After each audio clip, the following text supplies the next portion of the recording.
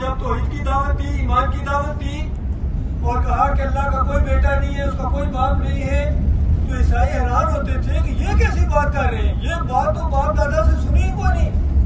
حالانکہ 6 صدیوں پہلے عیسیٰ علیہ السلام یہی دعوت دے کے گئے تھے جو محمد صلی اللہ علیہ وسلم دعوت دے رہے ہیں، اس کا ذکر قرآن کے اندر ہے۔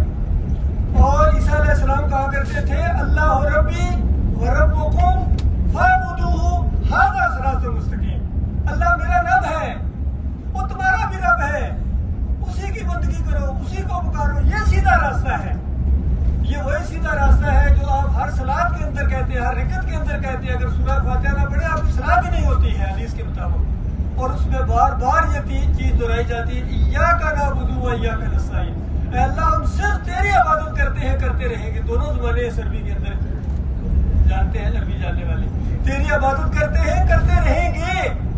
وَإِيَّاكَ نَسْتَعِينُ، تجھ سے مدد مانگتے ہیں، تجھ سے، اور مانگتے رہیں گے۔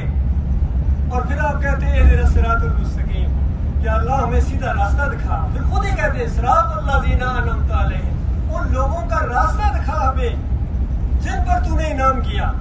اور پھر سورہ نساء کے اندر اللہ تعالیٰ نے خود بتایا کہ میں نے کس طرح کے لوگوں کے اوپر انعامات کیے ہیں۔ اس میں سرفہرست انبیاء ہیں، پھر صدیقین ہیں، پھر شہداء ہیں، پھر صالحین ہیں۔ تو آپ گویا اللہ تعالیٰ سے دعائیں کر رہے ہیں کہ ان کے راستے پر چلا۔ ان سب کا راستہ اللہ تعالیٰ نے قرآن میں بیان کر دیا۔ آدم علیہ السلام سے لے کر نوح علیہ السلام، ابراہیم علیہ السلام، جتنے بھی 18 26 انبیاء کے نام آئے ہیں، کسی کی ذرا زیادہ تفصیل، کسی کی کم، تو ان کے راستے پر آپ چلنے کی اللہ سے درخواست کر رہے ہیں۔ تو میرے بھائی آپ دیکھیے، دعا آپ کریں ان کے راستے پر چلنے کی، لیکن چلیں نہ، چلیں کسی اور راستے کے اوپر، تو قصور تو پھر ہمارا ہی ہوگا نا۔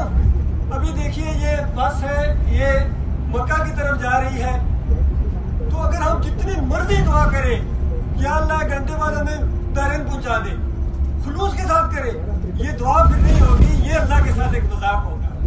ہاں مکے والی سائڈ پر آپ دعا کریں یا اللہ خیریت سے پہنچا دے، جلدی پہنچا دے، سفر کو آسان کر دے، سفر کو سکیڑ دے، تو یہ دعا ہوگی۔ تو میرے بھائیوں، میں یہ عرض کر رہا تھا کہ 6 صدیوں کے بعد نبی علیہ السلام تک دین کتنا تبدیل ہو چکا تھا۔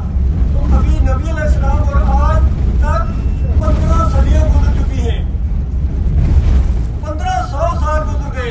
یہ غور کرنے کی بات، یہ معمولی بات میں نہیں آپ کو بتا رہا ہوں کہ 5 صدیوں میں پورا دین بدلی ہو گیا، نبی کی دعوت کہاں سے کہاں پہنچ گئی، الٹی ہو گئی۔ تو 15 سال کے بعد کیا آپ محسوس کرتے ہیں کہ آپ یہی امید لگائے بیٹھے ہیں کہ وہی دین ہے؟ ہاں قرآن کے اندر وہی دین ہے، حدیث کے اندر وہی دین ہے، لیکن ہماری عملی زندگی کے اندر جو کچھ آ چکا ہے یہ دینداری نہیں ہے۔ مثال کے طور پر جس طرح ابھی ہمارے جمیل صاحب نے ایک بات بتائی کہ وہاں جو رکنے وہ مقامی ابراہیم ہے، مقامی ابراہیم، وہاں شیشہ لگا ہو، کچھ لوگ وہاں چومنے شروع ہو جاتے ہیں، چومنے سے رجعت کو ہے۔